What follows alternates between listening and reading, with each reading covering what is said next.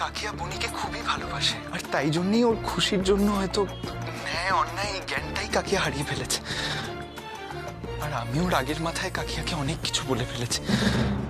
যাক, ইমোশনাল আর বোকা মানুষের এটাই গুণ। এই সুযোগটাকেই কাজে লাগাতে হবে আমার। বলছি, কৃষ্ণা তোমার আশেপাশে আছে? হ্যাঁ, না মানে কই, কেন তোমার কি কোনো দরকার ছিল কৃষ্ণার সাথে? কৃষ্ণা, এই কৃষ্ণা, কি রে তুই এখানে দাঁড়িয়ে আছিস? আমি কখন থেকে তোকে ডাকছি। চল। হ্যাঁ মা, আমি যাচ্ছি। এই তো কৃষ্ণা এখানেই আছে। আসলে আমি নোটিসই করিনি। কৃষ্ণা, অনিরুদ্ধ তোর সাথে কথা বলতে চাইছে। অনিরুদ্ধ ফোন করেছে, আমাকে দাও তো মুন্নি। অনিরুদ্ধ, আমি আন্টি বলছিলাম। হ্যাঁ আন্টি, বলুন। ও একটা কথা আন্টি, আপনাদের দুজনের কাছেই আমি খুব কৃতজ্ঞ। মানে আজকে আপনারা যদি ঠিক সময় না আসতেন তাহলে আমার বনি হয়তো কোনো অঘটন ঘটিয়ে ফেলতো।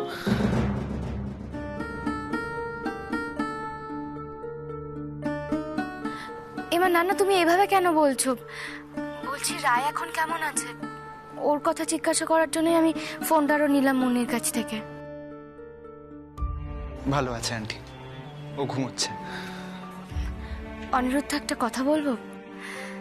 দেখো বাবা, আমাদের প্রতি তুমি রাগ অভিমান করে থেকো না কিন্তু, আর তোমার আঙ্কেলকেও ভুল বোঝো না। তোমার যদি কোনো প্রশ্ন থাকে আমাদের কাছে, তাহলে না হয় সরাসরি প্রশ্ন করো। না না আন্টি, রাগের তো কোনো প্রশ্নই উঠছে না। ইনফ্যাক্ট আমি নিখিল আঙ্কেলের ক্ষোভগুলোও বুঝতে পারছি। আমি উল্টে ওনাকে না জেনে অনেক কথা বলে ফেলেছি, তার জন্য আই এম রিয়েলি সরি। আমি খুবই দুঃখিত। অনিরুদ্ধ, থাক না এখন এসব কথা। দেখো, আমরা সবাই মিলে একসাথে চলবো, এটাই তো সব থেকে বড় কথা। তুমি বরং তোমার কাকিয়াকে একটু বুঝিয়ে বলো, এরকম অন্যায় যেন আর কোনোদিনও না করে।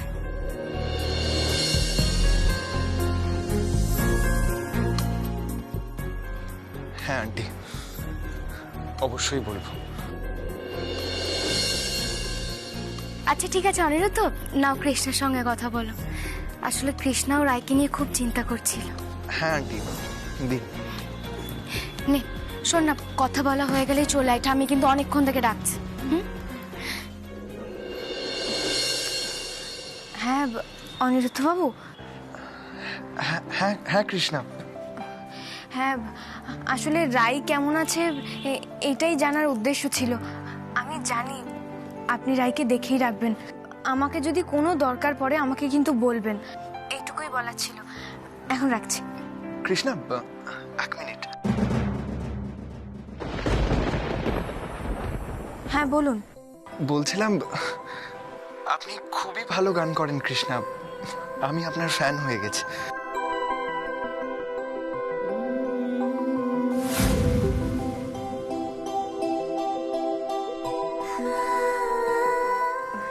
ধন্যবাদ। প্রথম দিন যখন আপনাকে দেখেছিলাম তখন থেকেই আমার মনে হয়েছিল আপনি একটু অন্য রকমের মানুষ। তখন থেকেই আমার বলার ইচ্ছে ছিল যে আমি আপনাকে খুব পছন্দ করি।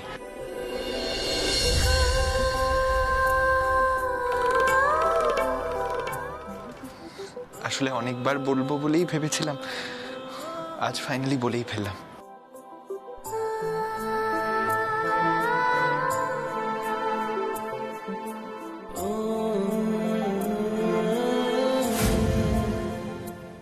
তার মানে সৃজনী নয়, কৃষ্ণাই অনিরুদ্ধের পছন্দ। আপনার সঙ্গীতের যাত্রাপথ খুবই দীর্ঘ হবে আমি জানি, আর সেই পথে আমি আপনার সঙ্গী হতে চাই।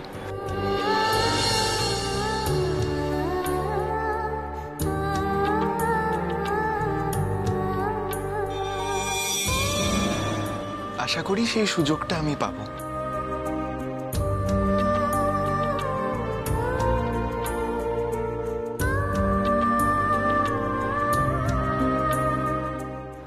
আরেকটা কথা, আপনার কাছে আমার নাম্বারটা নেই? না মানে সেভ করা হয়নি। নাম্বারটা বলছি, মনে রাখুন। পারবেন না? 98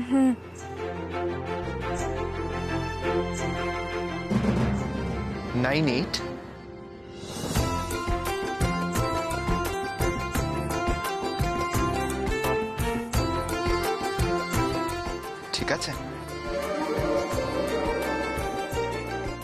আচ্ছা ঠিক আছে। আর মাঝে মধ্যে ফোন করবেন। আই হোপ আমার সাথে কথা বলতে আপনার আপত্তি নেই। না।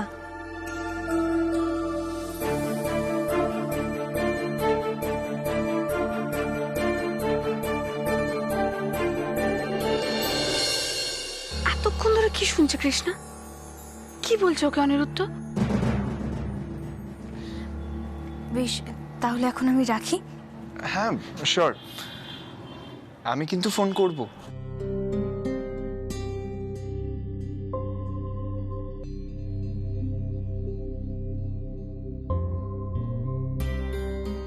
বাই। বাই।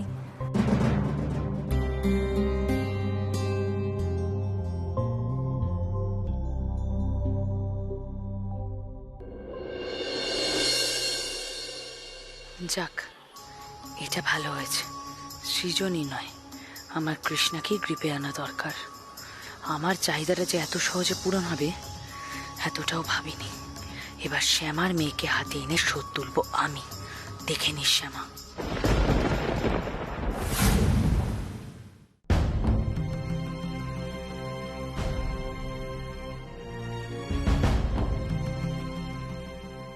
দিদিভাই ভালোবাসে আপনাকে অনিরুদ্ধ বাবু, সেটা কি আপনি জানেন?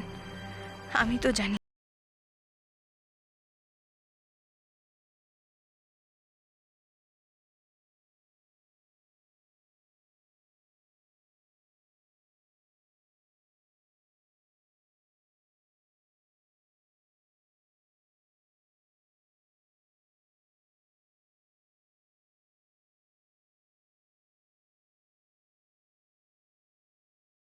ভাবছিস?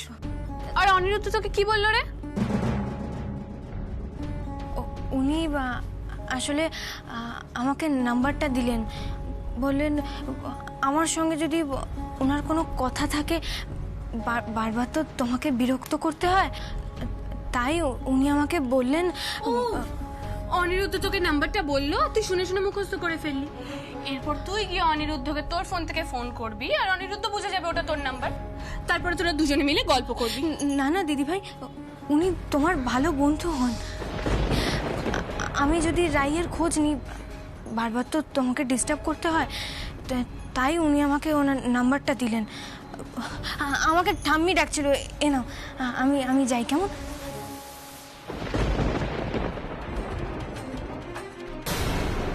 সেই অনিরুদ্ধকে নাম্বারটা দিতেই হলো।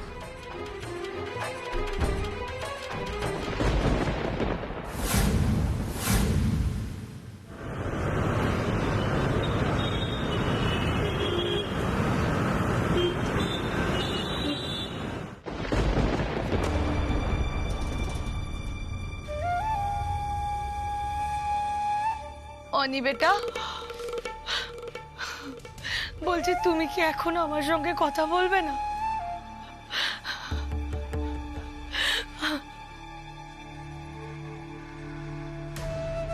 এই কথাটার মানে কি কাকিয়া? বেটা, আমি তোমায় দেখে বুঝতে পারছি তুমি আমার উপর খুব রেগে গেছো, কিন্তু তুমি আমায় দেখতে পাচ্ছ না? আমার চোখের জল, আমার কষ্টটা বুঝতে পারছো না?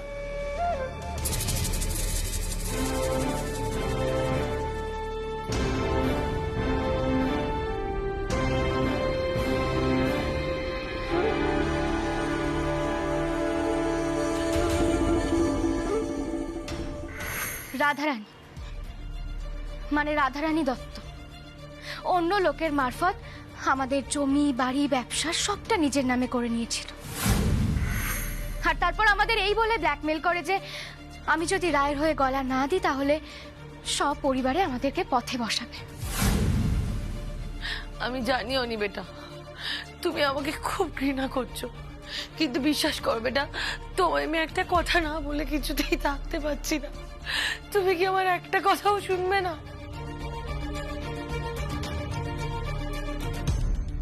তোমাকে কি করে পুরোপুরি ঘৃণা করব কাকিয়া? তুমি আমার জন্য, আমার মায়ের জন্য যা করেছো,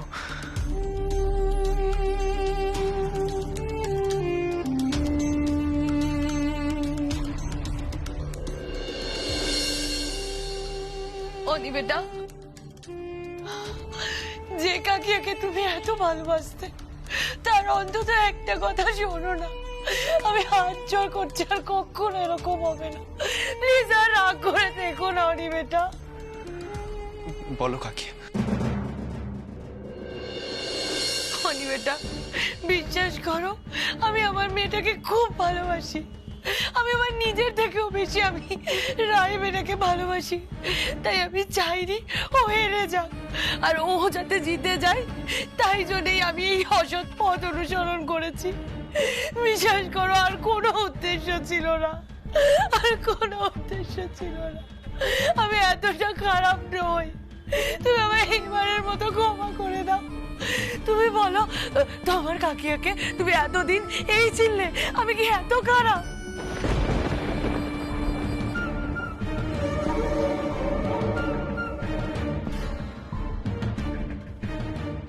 কাকিয়া, কাকিয়া, কেঁদো না, কেঁদো না, আর প্লিজ কেঁদো না।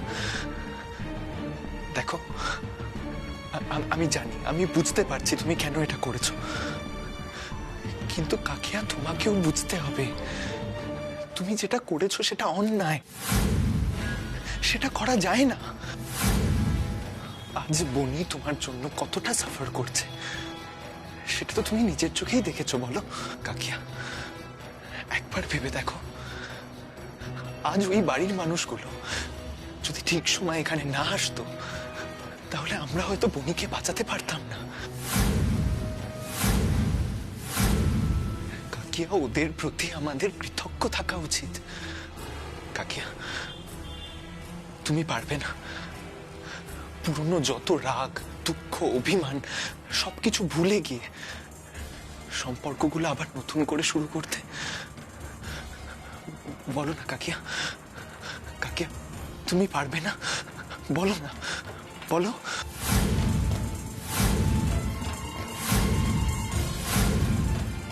ইয়েস অনি বেটা, আমিও তাই ভেবেছি। আমি পারবো, বিশ্বাস করো, আমি পারবো।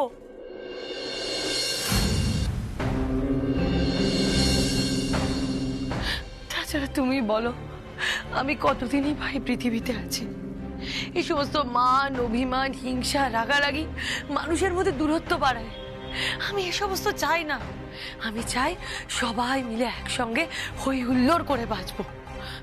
আচ্ছা অনি বেটা, তুমি পারবে না হেল্প করতে? বলো না আমায়।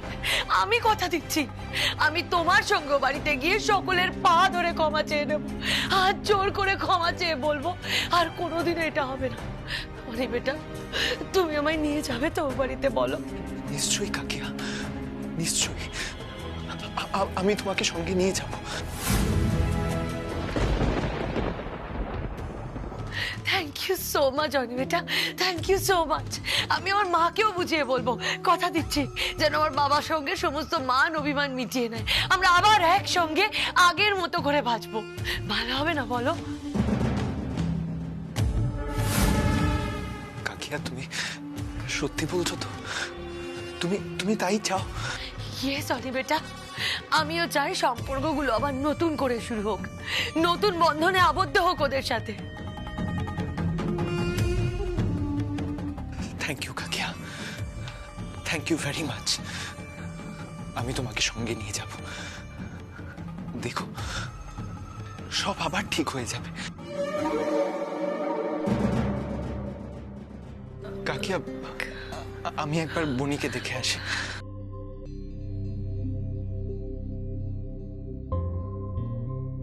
হ্যাঁ, আমি যাবই তো। আমি মাসি বনি মেশো মশার পা ধরে ক্ষমা চাইবো। আমি শ্যামাকেও বলবো, শ্যামাও যেন ওদেরকে বোঝায়। শ্যামা ঠিক ওদের বোঝাবে। আর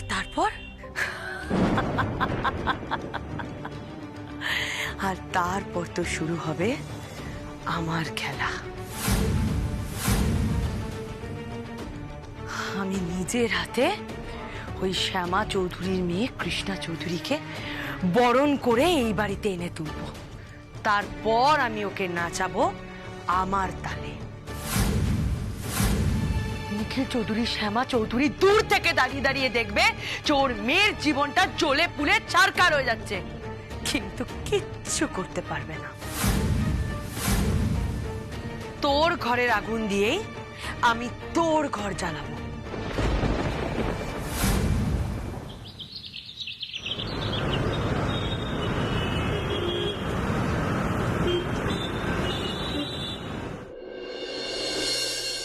কই গো, কোথায় গেলেছ?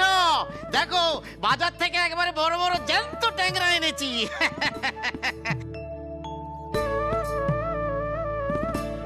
বাবা, বৃন্দাবন বাজার থেকে বড় বড় ট্যাংরা নিয়ে এসেছো? হ্যাঁ গো। কি সর্বনেশের কথা, এখন যদি কড়ায় না আটে তখন বাইরে বেরিয়ে পড়বে তো লাভ দিয়ে। ছি, ছি, ছি, ছি, এ তুমি কি বলছো গো মাজনী? তুমি আমার সঙ্গে মস্করা করছো নাকি? না না, মস্করা করবো কেন, জানি তো তুমি কত কাজের। এই নে বিজলি, ধর। কাজের মধ্যে দুই, খায় আর শুই। এটা একটা ধর। শোনো, ওটা ওখানে রাখো। হ্যাঁ। শোনো না, বলছো তুমি বাইরে থেকে এলে, বাইরে তো খুব রোদ, আমি একটু নুন চিনি দিয়ে লেবু শরবত করে দিচ্ছি, ওটা খেয়ে নাও। না না বড়, আরে রোদ হয়ে যেতে কি হয়েছে? হ্যাঁ, রোদ হয়ে যেতে কি হয়েছে? বলে কি আমি কি এত বুড়ো হয়ে গেছি যে বাজারে একটা চক্কর মেরে এসে বাড়িতে অসুস্থ হয়ে পড়ে যাবো? আচ্ছা ঠিক আছে ঠিক আছে। না না, তুই বুড়ো হতে যাবি কেন? তুই তো ইয়াং ব্লাড, পালোয়ান একেবারে। পালোয়ানি বটে, কই চা কই পালোয়ান? সেবার 10 দিন হাসপাতালে, কি মনে নেই, ভুলে গেছো তো? সে কথা কি ভোলা যায় মাজননী? তাছাড়া এখন নতুন বধূবনী চলে এসেছে, এখন তো ভুল করার কোনো অবকাশই নেই। ছোট বৌমা আসাতে সে উপায় আছে? ওই বৃন্দাবনের সব ওষুধের দায়িত্ব ও বুঝে নিয়েছে। কিন্তু বুঝে নিয়ে যে কি লাভ হলো আমি সেটাই বুঝতে পারছি না বাবা। কেন রে, আবার কি হলো? কেন আবার মা? একটা মানুষ যদি সারা দিন বাইরে বাইরে টই টই করে ঘুরে বেড়ায়, আমি কি তার ওষুধ নিয়ে তার পেছন পেছন ঘুরবো? বৃন্দাবন, না নতুন বধূবনী, আমি তো কাল রাতে ওষুধ খেয়ে নিয়েছি গো। হ্যাঁ জানি তো, তুমি কাল রাতে ওষুধ খেয়েছো, কিন্তু আজকে যে ওষুধটা খেতে হয় সকালে, খালি পেটে সেই ওষুধটা খেয়েছো। একদম ভুল হয়ে গেছে, আর হবে না। ঠিক আছে ঠিক আছে, কোনো অসুবিধা নেই, আমি তো এখনো খালি পেটেই আছি, এক্ষুনি কি খালি ওষুধটা খেয়ে নিচ্ছি। সত্যি বাবা, এত বেলা হয়ে গেল তুমি বাজারে ঘুরে এলে আর কিছু খাওনি, সেটা আবার বলছো? ও মা জাননি, বলছি দেখো না, এই তোমার দুই বৌমাকে একটু সামলাও না, আমাকে তো একদম। আমি বা কর্তামা কেউ তোমাকে এই বিপদ থেকে বাঁচাতে পারবে না। আচ্ছা ঠিক আছে বাবা, আমি এক্ষুনি যাচ্ছি, এক্ষুনি গিয়ে সকালের ওষুধ খেয়ে আমি খাবারটা খেয়ে নিচ্ছি, কেমন? ঠিক আছে। ওরে বাবা, গুড মর্নিং বাবা। হ্যাঁ, গুড মর্নিং। গুড মর্নিং মা। তা ছোট বৌমা, হ্যাঁ বাবা। ওই কৃষ্ণার আর কটা রাউন্ড বাকি আছে, মানে কম্পিটিশনে জিততে আর কি? বাবা এখনো তো 4-5টা রাউন্ড বাকি হবে। আর তারপর ফাইনাল রাউন্ড। ছোট কর্তা, বলছিলাম যে আমি শুনলাম ফাইনাল রাউন্ডটা নাকি বাইরে হবে, মানে কলকাতায় হবে না, মথুরা বা বৃন্দাবন কোথাও হবে মা, এরকমই শুনেছি আমি। শ্যামা, এটা তো আমি জানতাম না।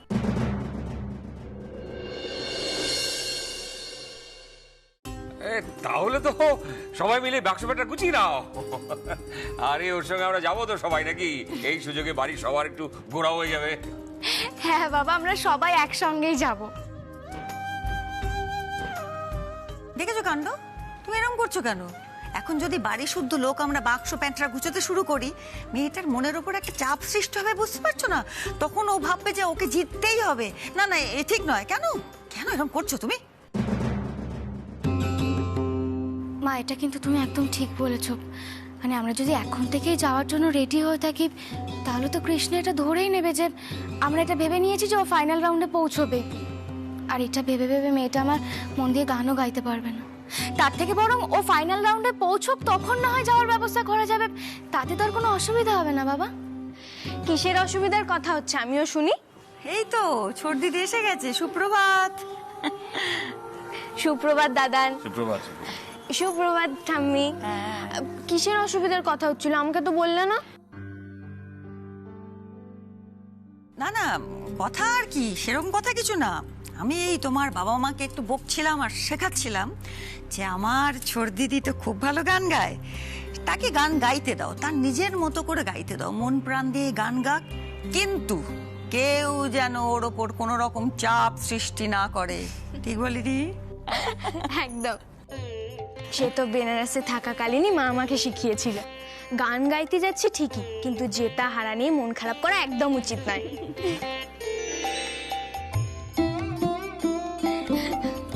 বাবাও আমাকে বলেছে ওখানে সেই জিতবে যার প্রতিভা আছে, আর প্রতিভা নিয়ে জিতলে তো কারোর কোনো সংকোচই হওয়ার কথা নয়।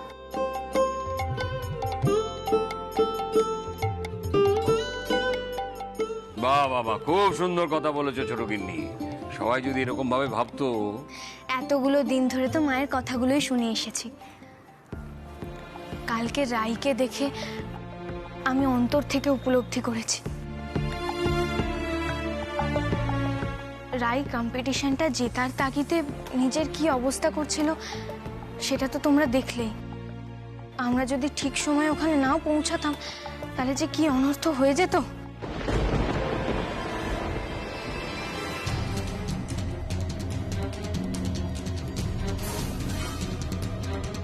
তুমি একদম ঠিক বলেছো।